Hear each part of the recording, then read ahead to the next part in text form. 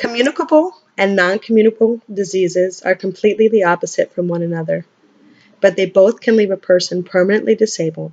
Both can lead to the loss of quality of life and even death.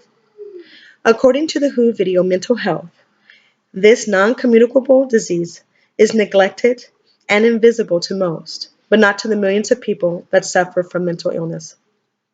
This disease is one of the most largely neglected diseases of the non-communicable disease.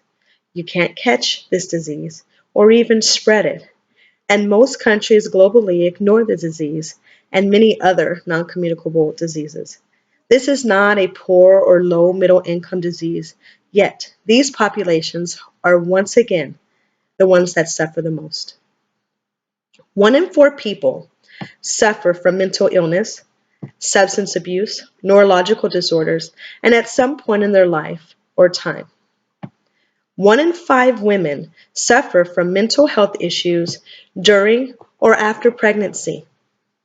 More than 75 suffer from serious mental illness in developing worlds and have not received help or treatment in more than 12 months. 32% suffer from schizophrenia, 56% suffer from depression, 78% suffer from alcohol abuse. According to the WHO's video, 50 million people suffer from epilepsy, and 80% of these people reside in the poorest parts of the world. 9 out of 10 people in Africa do not receive treatment or anticonvulsant medication. Often these people are treated as if they're possessed with an evil spirit inside instead of having neurological disorder. They are often put through painful ceremonies to ward off evil spirits. The sad part about this situation is, once again, we're hearing it over and over again. The treatment cost is affordable, only $5 a year to help treat such a debilitating disease. Mental health, unfortunately, seems to be ignored not just by poor countries, but several other countries as well.